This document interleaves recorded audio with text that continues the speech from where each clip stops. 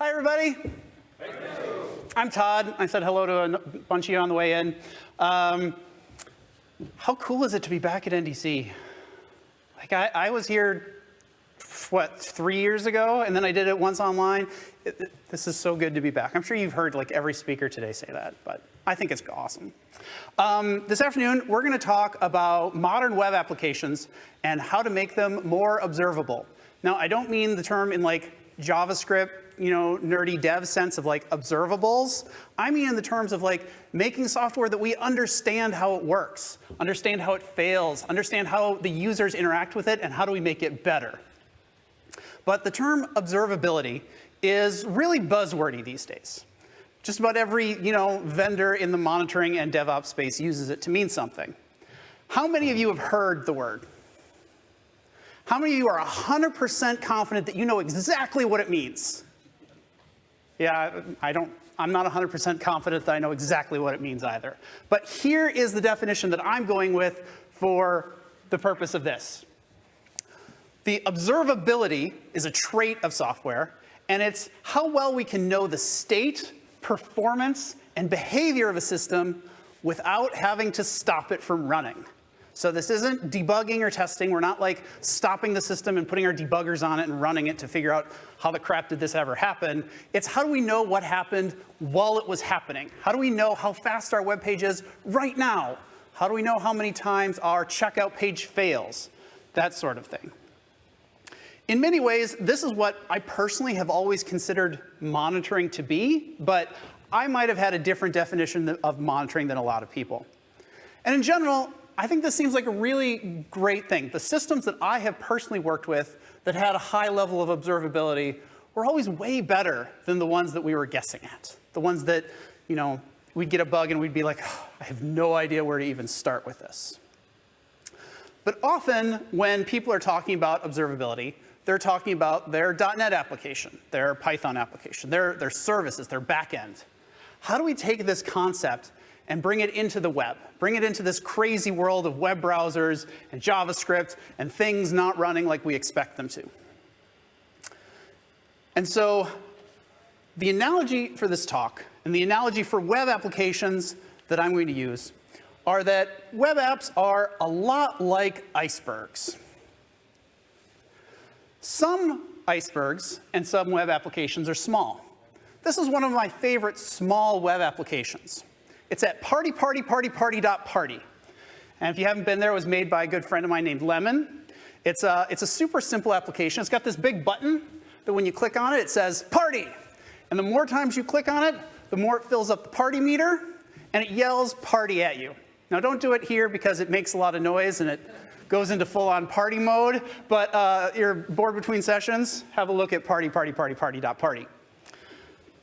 Now, this app, you can see the code for it. It's public, it's out on GitHub. It's small, it's easy. You can see exactly how it works. You can fit the entire set in your mind.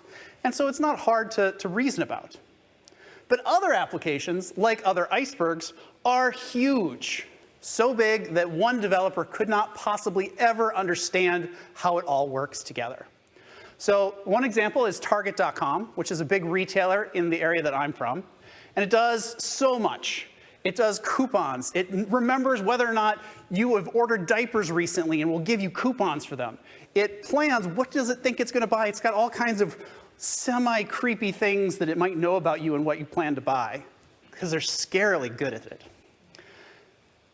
Regardless of what size web app we're working with, sometimes web apps are outright assholes, like this one, which I always felt like was an iceberg flipping off the Canadians as it floated by. Does anybody else see that? No? All right. Regardless, all web applications can be kind of treacherous to work in. They're unpredictable. There's subtle bugs and cracks that can break apart in unpredictable ways. We don't always know how our users are going to use it. And they all have terrible bits of code, terrible skeletons that they're hiding. Some obviously are more literal than others. This is a reindeer skeleton emerging from an iceberg in Norway. But most importantly, web applications, like icebergs, have a lot going on just below the surface.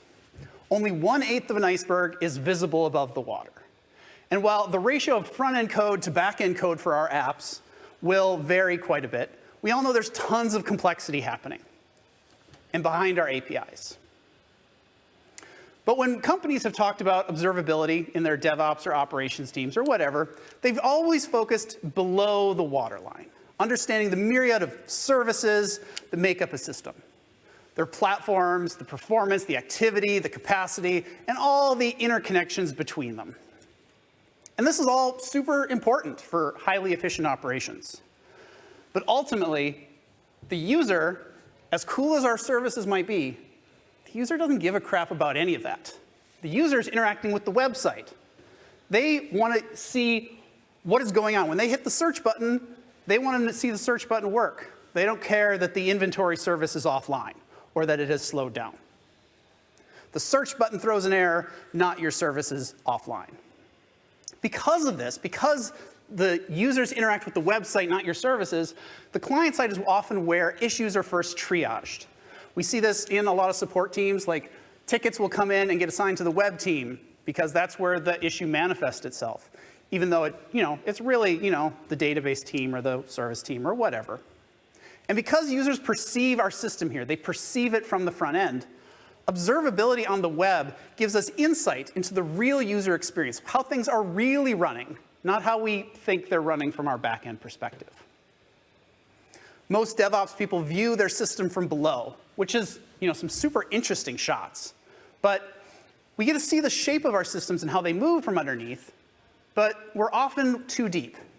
We don't know what the user's perspective of our services are.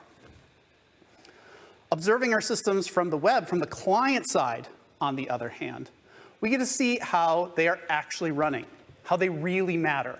We get to see how everything fits together. So perspective is what I'm advocating for. The perspective of observing your client-side systems is also observing your systems from where your users observe your systems. That's where they care about the most.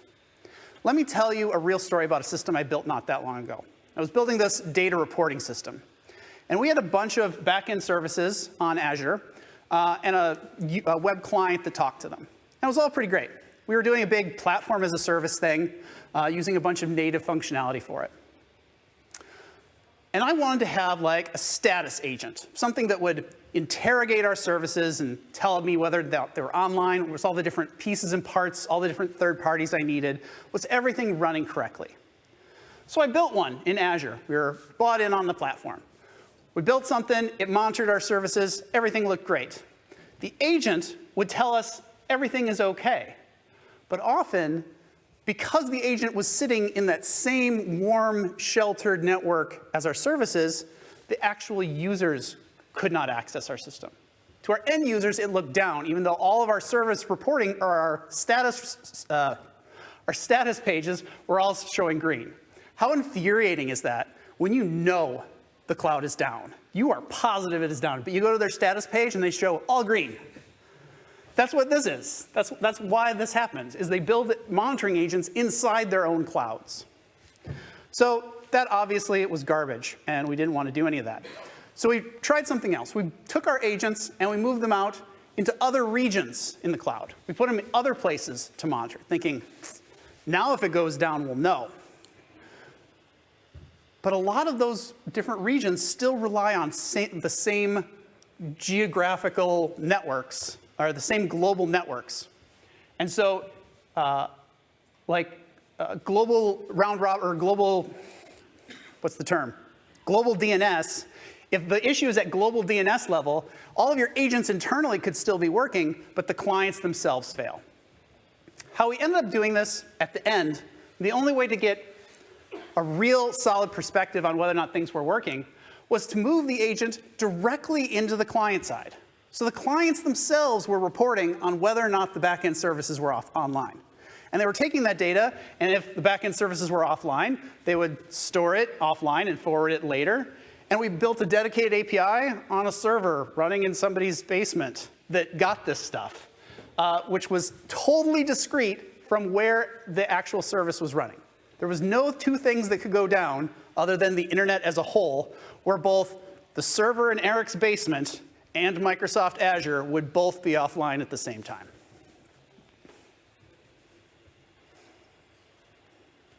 Okay, so because of the perspective, because client side is the paramount thing for the user, and because the client side is a triage point for problems in your overall application, and because the symptoms of all your back-end service problems will manifest themselves in the client side, I'm arguing that not only should client-side observability be a thing that you add to your DevOps work, to your monitoring work, but it should be the first thing you do.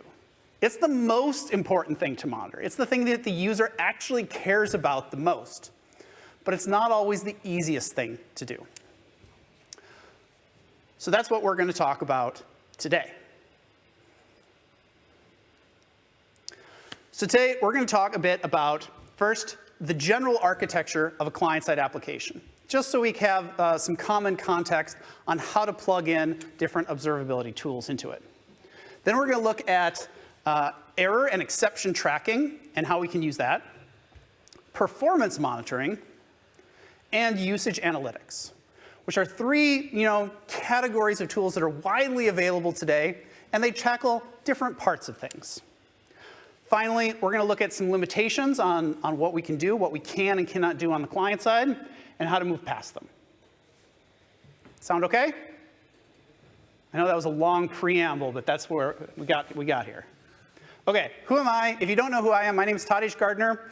I am what you would call a full iceberg developer. I do both the front end and the back end. I am from Stillwater, Minnesota in the United States, which is right nearby NDC, Minnesota, and where that happens. I spend a lot of my time working on a couple of things. I built Track.js, which is JavaScript error monitoring. We've sponsored NDC a bunch of times. More recently, I built a tool called Request Metrics, which is doing performance monitoring. And I make PubConf. Who's been to PubConf? Only a few people. PubConf is great. I take all the speakers, or a bunch of the speakers who are super entertaining, and I put them in a bar, and I say, you don't actually have to teach anybody. You just have to make people laugh. And then I give everybody a bunch of beer. And that works, strangely. Anyway, there's one of those on Friday, if you want to check that out. As I'm going through, if you see something you like, or you don't like and you want to argue with me, I'd appreciate it if you take a photo of it, tweet, share. It lets me know what parts are good, what parts are bad, what parts you hate, that sort of thing. It also helps promote the event if you put NDC London on it. Okay, so let's talk about the architecture of the web side. No matter how many services you have in your backend, you have way more instances of your web app, way more. Every browser is another instance of your application, responsible for the experience of exactly one user. And some are running on really fast hardware on good networks, and others are running on Android 4.1 in elevators in the middle of nowhere. But they all have the same general structure. The client environment that we're running on is the browser. It's our runtime. Everything we do is managed by it and limited by it. Most importantly, the browser allows us to build a user interface, the HTML or whatever that we're drawing buttons and CSS with. We create the elements, the styling, the animation, the click events, all of those sort of things. And to make that work, we hook it up over the network. We get our data from our servers, we perform actions, we post things, whatever, to all of those other fine services lurking below the waterline.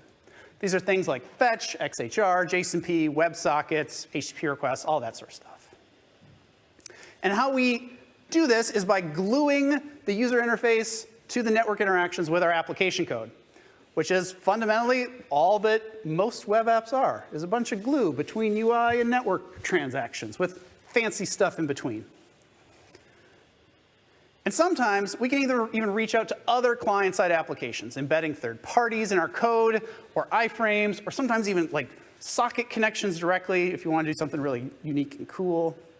These are the big components. I'm obviously being super elementary about all this. If you're in web dev, you're like, Todd, you're way oversimplifying this. Yeah, I'm just trying to get us a common language to talk about. These are the big components. But any one of these can break and cause problems for our users. There's different classes of bugs that impact each of these. Application code is run on JavaScript, and JavaScript has no bugs in it at all. It's a rock-solid language with no issues, except for, of course, async execution and functional context and ever-changing syntax. Errors are inevitable in JavaScript, even for the most disciplined developers. Even if you use TypeScript, it's still going to happen. Networks that we run on are super volatile. It's not running on our data center on mainline connections. It's running on our phones, on crappy mobile networks, in bad coverage areas. Sometimes we run inside of a corporate environment that has intrusive proxies that are changing headers on the way out, and that causes all kinds of issues. Third parties, most web applications depend on one or more third parties for checkout or advertising or social interactions or forms or what have you. And those third parties update their code. And they don't usually tell you when they're going to do it. So when those integrations go down, we need to make sure our web applications can fall back gracefully, or at least know that the integration is different. And finally, users. Users. Software would be so much easier if we didn't have all these damned users. Users do odd and unexpected things. They might even manipulate their experience with browser plugins and changing the markup in and out of your server to do different things. Browser bugs themselves are rare, but they do happen. More likely, there's an incompatibility that we failed to account for. There are still, I know most browsers have said Chromium is one, but there are still 5 other implementations of browsers that are out there. And they all have subtle differences in their capability, their performance, and even how their APIs work, especially around new stuff. Since users get to control what runtime they're running, we don't get to say thou shalt run Chrome 100 on a Mac at this resolution. They're going to run on whatever they want. So we have this complicated environment of millions of clients that can break in unpredictable ways. But this environment is paramount to our users. So what do? We need to observe it. We need to see how it's going to run in their hands, and how do we know when it breaks, how it breaks, and how to make it better. So let's dive into that. Let's start with error tracking. When I say error tracking, what do I mean? I mean that we're going to record exceptional states in our UI, our network, our app code, or the browser as they happen. We're going to record when those states occur in the hands of real users and pull them back for developers to understand. When the user clicked on something that we never expected them to click on, we should know. When that network request returned to 500 and it shouldn't have ever returned to 500, we should know. When the browser hit out of memory limitations because we have a secret leak, we should know. That's what I mean by error tracking. So to discuss error tracking and observability in general, we need an example. So here's a local company to me. It's called Minnesota Pure Clear. They make those really cool blocks of ice. The ones that are this big and are going the really expensive 15-pound cocktails. The ones that you drop it into the cocktail and you see right through it. You don't even know it's there. You know what I'm talking about? Yeah. This is one of the companies that make that, which I felt was very appropriate. Now, I don't have any direct connection to it. I'm aware of their architecture and how it's put together. I did not build it. I don't work for them. But they make fantastic ice. Anyway, their application operates both web-side and server-side, above and below the water. Above the water, they have 3 core pages: a product page, a checkout page, and a shopping cart page. And that's powered by a customer service, a product service, and an order service. It should look really simple, it's not very complicated. It's a simple e-commerce site. There even is a third-party dependency on Stripe to handle credit card payments during the checkout flow. So how do we use error tracking to better understand Minnesota ice? Let's look at some example errors that they have experienced first, and then we'll see how do we capture these. First, here's an error. Stripe is not defined. This happens on their checkout page. And it happens right after page load. How would Stripe not be defined? If we trace the source code for this error, we can see it comes from a bit of JavaScript like this. So we load the script from Stripe, and then we are configuring our credit card form. Stripe.configure with their key. So how is Stripe not defined? How does this ever break? Well, it breaks when that URL fails to load. That URL can fail to load for lots of reasons. It can fail because Stripe is down. Not super likely, but it happens. It can happen because the network dropped. Sometimes a network drop on your phone will cause one request of a web page to fail. It's not an all or nothing thing. A lot of developers on mobile web think that it's an all or nothing thing. Like, the user has a poor connection, so they try and go to the page and it's not going to work. Well, no, sometimes it could work 99% of the way, but when it goes to make a DNS request to a new domain like stripe.com, that's when it fails. And so everything on the page worked except Stripe. Or it could just be like some proxy between here and there manipulated things. For whatever reason, that script can fail to load. And when it does, Stripe just never gets defined.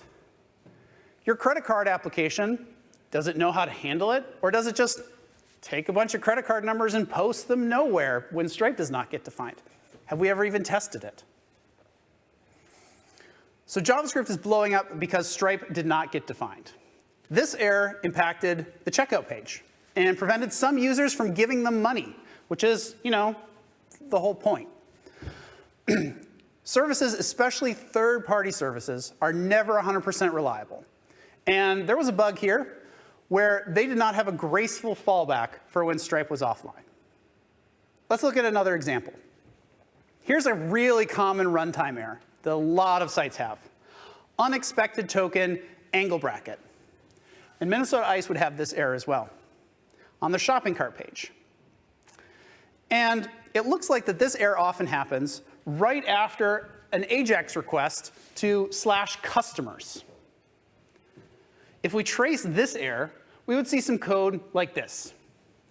Now, this is the old XHR way to do it. I know there's like cool fetch ways to do it, but I like this way.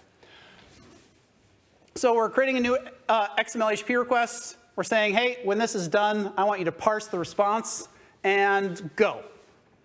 And it blows up when it says, hey, this thing I got back is not like unexpected, unexpected token angle bracket. How would an angle bracket get the start of this JSON? How would our API, why would an API return an angle bracket instead of JSON? Error pages. Your APIs are often fronted by Nginx or Apache or whatever to do reverse proxy, high availability things.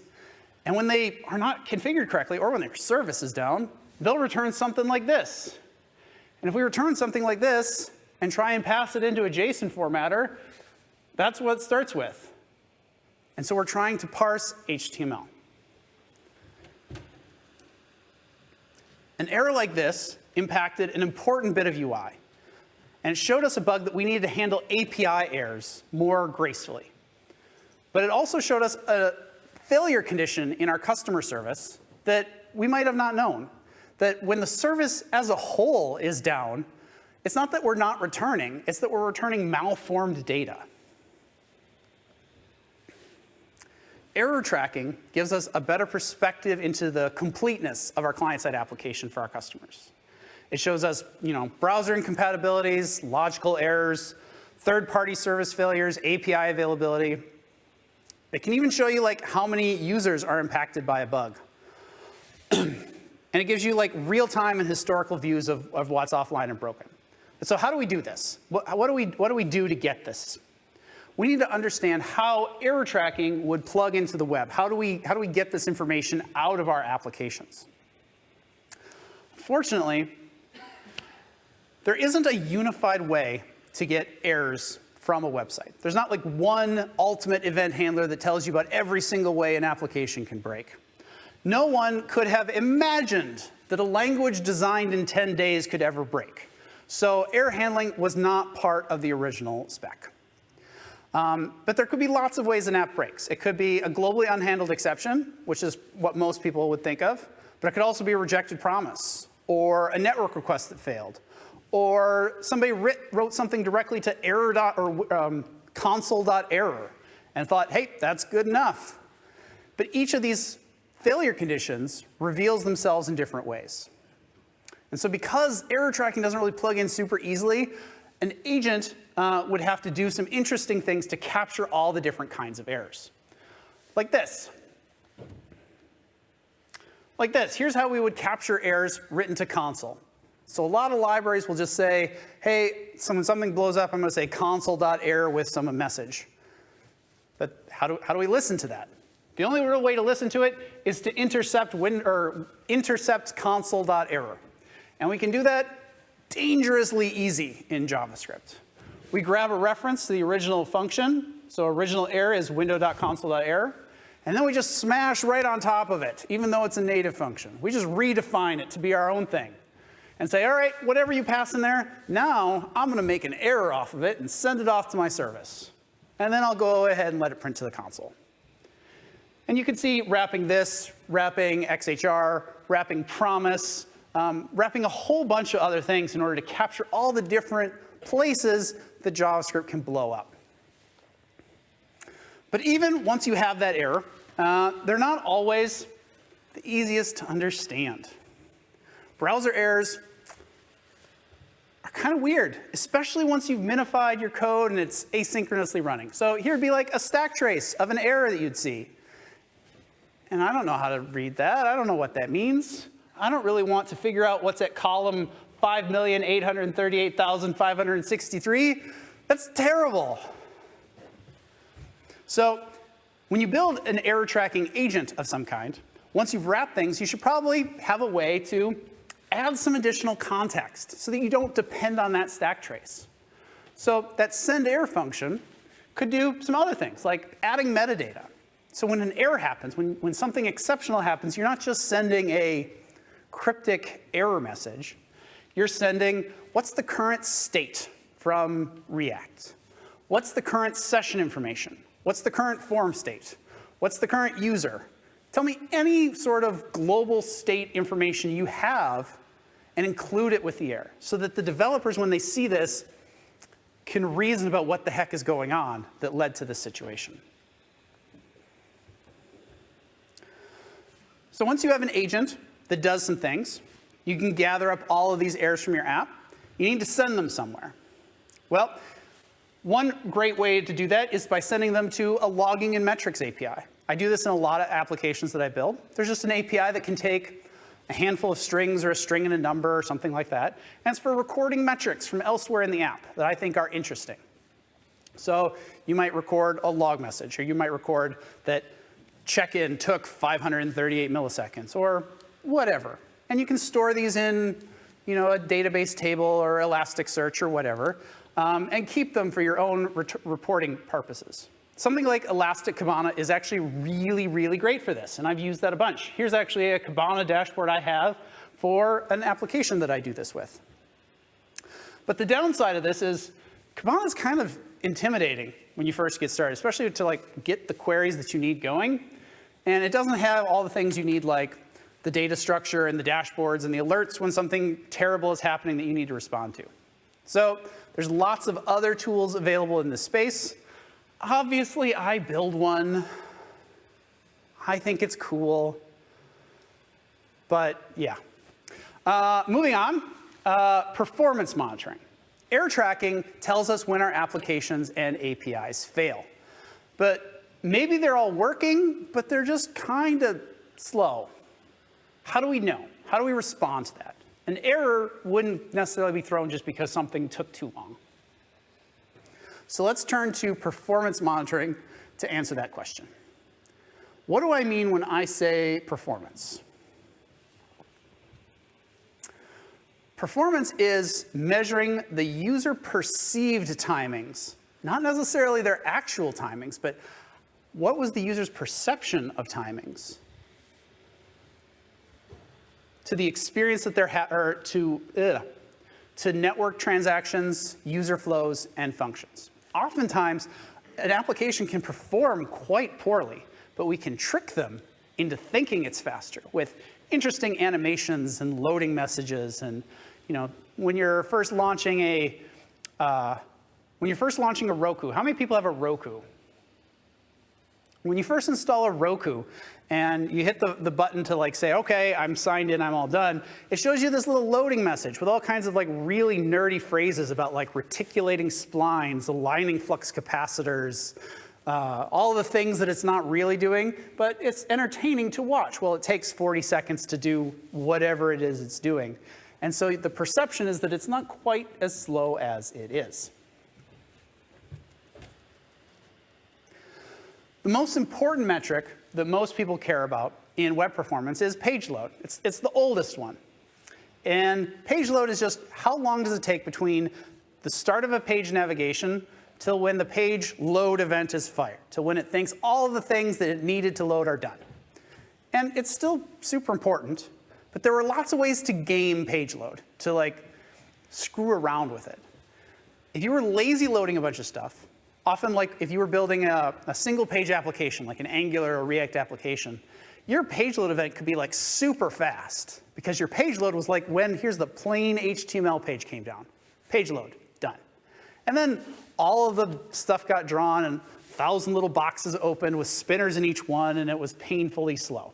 But your page load was really fast. So page load didn't work for everybody.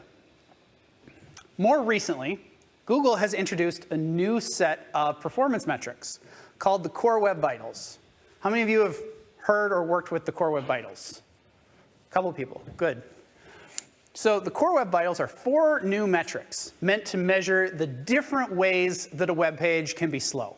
Because it turns out there's lots of ways that a page can be slow. These particular measures are often shown as part of Google Lighthouse or Page Speed Insights. So the 4 metrics are first contentful paint and largest contentful paint. These 2 are measuring when different things are put on the screen. The first is when does the first meaningful content hit the screen? How long does it take before essentially the initial document has come down and we know enough CSS to render something? So when first contentful paint happens, the user knows that the page is going to load eventually. This request hasn't just gone to nowhere. Largest contentful paint is a proxy for when do we think the most important content has been loaded. We don't necessarily know what is the most important content. There's no way to really programmatically know that. But we use the largest. So when is the largest bit of the screen, the main hero image, the headline, the first paragraph of text, whatever it happens to be, when has that loaded? And Google has set metrics on what it thinks are good and bad values of that. So your first contentful paint should happen faster than 1 second, and the largest less than 2.5 seconds, which is fast. There's not a lot of websites that actually do that reliably. The other 2 are a little bit more complicated. CLS is the cumulative layout shift, which we'll talk about more. But it's basically how much is your web page shifting around as different things load in. You've probably experienced this with great frustration reading a content aggregator or a newspaper or anything that as you're scrolling down trying to read the story, an ad gets injected in right before the paragraph you're about to read. Or you're about to click on something and they move something in the way and you end up clicking on an ad on accident. That's layout shift. And Google's saying you can't do that anymore. That sucks. The last one is first input delay. And it's kind of a measure of saying, stop putting so much damn JavaScript on your pages. It's saying how much JavaScript is needing to be parsed and understood by the browser in order for the first time the user does something, the first time they scroll, they click, they hover, the first time a user does something on the page, how long does it take the browser to figure out what the heck it should do? Where should it even route the event? Is somebody listening to this? Should I call your function? Should I not call your function? There's that inherent browser delay in figuring out what your JavaScript does. And it should be really, really fast. We're actually measuring kind of the performance of the browser. In real terms, we're measuring how fast the browser is running. But we're using that to indirectly measure how much JavaScript did you put on this page. So what's really important about these 4 metrics even if you're not familiar with them. Google is using these today. Google captures these 4 metrics as part of Googlebot when it crawls your page. And your rankings are influenced by these scores. The performance of your page does affect your rankings today. It began in March. It has already started shifting things. Google, of course, is very cagey about exactly how big of an influence it is, but there have been a lot of anecdotal reports of people slipping off of rankings because of poor performance, and a lot of companies are starting to take this very, very seriously. So how do we know what our scores are? Web performance, all of these things are measured natively by the browser. There's APIs part of this. Web performance is a much newer concept than errors, and we've had a bunch of things built directly into the browser to capture them. So it's a lot easier to do. We still need to write some sort of an agent that'll run on our website to plug in and gather these metrics and forward that data out. But it can be a lot simpler. Our agent isn't really invasive. We don't have to stomp on top of console or override what it promises. We really just need to interact with this one API called the Performance API, window.performance. Window.performance is already capturing just about everything we need. It's got a function on it called getEntries, which if you go into a website, open up your Chrome console and type performance.getEntries, there's all kinds of really cool stuff in there. Essentially, all of the information that would be in your network tab in the debugger tools is available programmatically as performance.getEntries. How long the page took, how long DNS, SSL, server delay, how long every phase of every request took, every AJAX request, every image request, every font request, all the third parties. Anything that you want to measure is available inside that performance. And so we can really capture everything that we need by saying, performance.getEntries, grab this big hunk of data, send it to the server. Maybe you want to filter that down to only care about some things, but everything that we need is right there. Once you have that data, you need to, again, send it somewhere. This could be that same custom logging API. I do this a bunch. Again, Elastic and Kibana are great for this. Here is actually a logging dashboard that I have for a website that's recording various different load times on different pages. Alternatively, because there's no other alerting or advanced reporting built into this and you have to kind of do it a bunch yourself, I kind of started one of these too. It's called Request Metrics. We give you the agent and everything, so you don't have to build that yourself. And it shows you a lot of these sort of things. We're trying to tell you when things are breaking in very simple, plain English sort of ways. Like, here's what slows you down. But what sort of things can we learn from this? What kind of things do we learn from performance monitoring? Well, let's look at a couple of different performance issues and how they manifest themselves. The first kind of problem is just a simple general performance slowdown in page load time. For example, what if we saw a slow performance in the checkout page? There's lots of users, but maybe they don't all have the same experience. In a lot of performance tooling, Elasticsearch, Crux, which is the built-in one, they're the Chrome User Experience Report, SpeedGurv, Request Metrics, all of them will show a lot of this data in what's called a flame chart. Who's interacted with a flame chart before? Anybody? They're really cool, but they're kind of hard to just glance at sometimes. A flame chart, like this right here, is meant to represent the performance of a whole bunch of users at once. And the hotter the flame, so the warmer the colors, the worse the user experience is. So the volume of a chart is showing how many people interacted at this given time, and how warm each bar is, how much more red and orange and yellow is in it, is how slow they had it.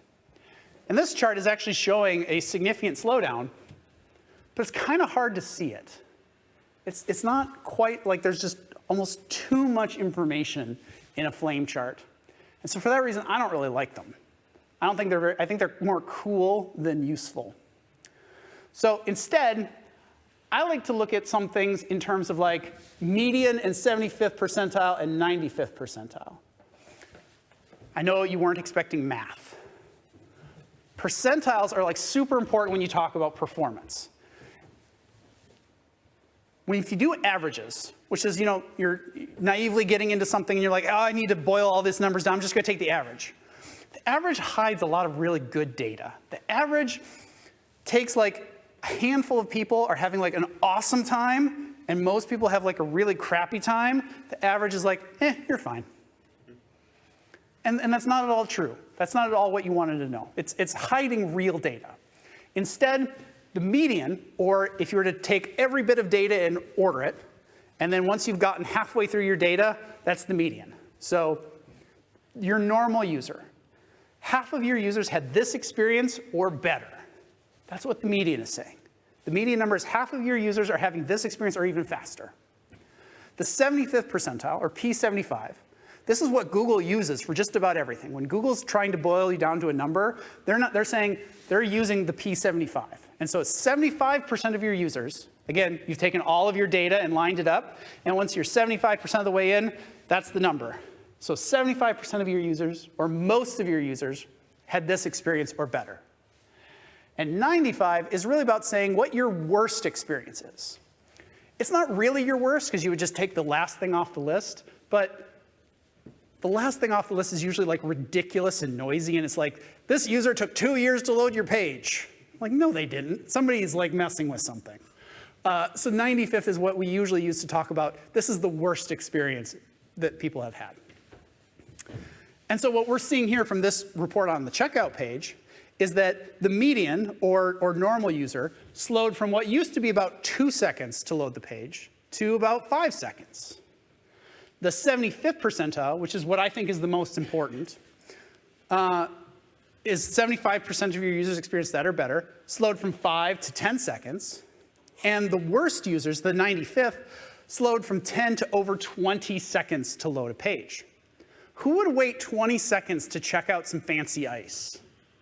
Like, if you're making a cocktail, like you bail and you just go get some crushed ice and you move on with your day. You don't wait that long for fancy ice. I mean, it's cool, but it's not that cool. So the checkout page is obviously slowing down. And this is a big deal. This is where Minnesota Ice makes money. You make money at your checkout page. So there's lots of different reasons it could slow down. It could be server delays. It could be a slower third party. It could be way too much JavaScript. Hopefully your tooling can give you clues on what that is. But what we really know is that it slowed down actually from the end user perspective. We're not measuring the performance of a service. We're measuring that the actual user experienced slower times. Let's have a look at another performance problem example. We're going to talk about cumulative layout shift, the core web vital. This is one of the many ways that a website can be slow. Super annoying. Let me show you specifically what that means. Here's a little example of layout shift. So I'm trying to like click on this button to do something awesome, and every time I get close, I'm like, all right, oh, fancy haircuts. I didn't want to click on fancy. Oh, Studley's Flower Garden. Get out of here, ad. This is annoyingly common on websites to do this. And I don't know if they're doing it accidentally, like their ad servers are just stupid slow and they load in later, or they're doing it intentionally. I kind of think they might be doing it intentionally to get clicks. But regardless, this is layout shift. So it's measuring how much of the DOM, so that button, how much of the DOM is moving, and what percentage of the page is being moved. So how far is it moving and how much is moving. And so it's a complicated equation that comes out to what kind of looks like a percentage score, but it's not exactly that. We measure this as the cumulative layout shift. So we take together every single time something moved as part of the page's lifetime. Usually the first 30 seconds or so is when we stop counting. All the different times something have moved and how far it moved, and we calculate that all together into a number that's somewhere between 0 and 1. Google defined what the different good and poor ranges are for that, and we get to see that users have all kinds of different experiences. Not everybody has the same thing. Sometimes the page loads really fast, and has little layout shift. Other times it's really slow and things are coming in asynchronously and shifting things around. What we can see is that users have been having a worse experience lately. The current time period, we are solidly in that yellow improve category. Whereas before, we were pretty good. We were fine. Things are shifting around more now than they were previously. This is usually caused by content that is loaded asynchronously, like maybe a Stripe checkout form, used to load really fast and just come in as part of the layout. And maybe it's just 200 milliseconds slower now. And now it comes in after the first bit of the page is rendered, and we're pushing a bunch of the frame down. So it could be solved by just reserving the amount of space you need on the page and letting it load in correctly. Let's move on to the third component of client-side observability, usage analytics. And this is where the first two come together in more of business terms. Usage analytics is measuring all of the user traffic, movement, and actions through our web pages and our web app as a whole. And it's done usually from a project management or a marketing perspective. These are typically the people who do usage analytics, but super valuable for everybody else. It's super valuable for developer teams as well, because it lets us see how people actually use the things that we built. Usage analytics is the easiest kind of thing to make, because we don't really have to plug into the browser much at all. We just need a function to record when something interesting has happened. So it might look something like this. We have an agent that gets downloaded, and we call analytics.sendEvent. This might look super familiar because this is exactly what Google Analytics is. You download GA, and it makes GA available, and you call send, and you send it things. On page load, you send it the page view event. When the user hits the checkout button, you send the checkout event. Whatever. And we're just counting those things, how often they happen. The agent just provides this API so we can record things. Whenever an event is captured, it needs to get forwarded off to your services so it knows what to do. Storing it in a structure. You can use Elastic Kibana again. I've done that a bunch. I have a system right now where I built my own analytics API, and I think it's kind of neat, and it works really well because I'm kind of down on Google Analytics right now. But obviously, a lot of people use Google Analytics, and it's great. Cloudflare also has a free one if you use their stack, or Fathom is a privacy-first analytics provider. I'm not affiliated with them in any way, but their stuff is pretty cool. Thousands more. There's so many analytics services on the market. But why should you bother spending your time? If you're not already doing some sort of analytics, why should you care? The most important question that analytics answers, and why it's important to combine that with performance and error tracking, is it tells us whether or not a change was acceptable to the users. So often when we see errors or performance degradations, we're like, well, yeah, that happened. It's not so bad, I guess. I mean, it doesn't really impact things. I can still use the app. Let's not fix it. Analytics tells us whether or not we can get away with not fixing something, or whether something is really, really important and it's affecting the bottom line. Here's an example from Minnesota Ice.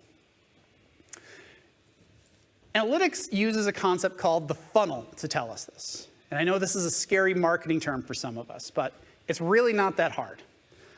The funnel is basically a concept of like a bunch of things will happen, and we measure how many of them, how many people start this series of events, and how many people end this series of events. So if we define a funnel as, hey, all the traffic that lands on a page, all the traffic that lands on MinnesotaIce.com, some of those people will complete all of the things. They'll add the ice to their cart, they'll go to the checkout page, they'll give us a credit card number, they'll give us a shipping address, and they will complete, and we will make some money off of them. And a bunch of other people are not going to do one or more of those steps, and they will abandon the funnel. They will abandon the shopping cart. This teaches us how effective our app is at getting the user to complete a task, which is ultimately what we're all trying to do, right? We're all trying to make apps that are really effective at convincing people to do something. The checkout flow is super important, and it's important for basically all e-commerce customers. So let's look at analytics there. Checkout is comprised of the checkout page, the integration with Stripe, and an orders API. So let's look how analytics will see whether or not this is working. If we define our funnel as all of the traffic that first lands on the checkout page, the other steps in this funnel could be like they entered the payment method, they provided a shipping address, and they selected a shipping method. Today, if we looked at their analytics, so they'd plugged in a Google Analytics agent, they're counting one thing, they're counting how many people end up on the other side, and they're taking the ratio between them. That'll give us the conversion rate, or how many people fall all the way through. 25% of them will come all the way to purchases, which is really good for an e-commerce site. They perform really, really well. The rest, the other 75% of people who start a checkout flow, abandon. In e-com, it's called cart abandonment. So that's pretty good. They're doing pretty good. Now, when things change, this number can answer the question, is that change acceptable? Earlier, we saw in performance monitoring that the checkout page used to perform in about 4 seconds. When a user hit a page, it would load in about 4 seconds for most users. But now, that was down to 10 seconds.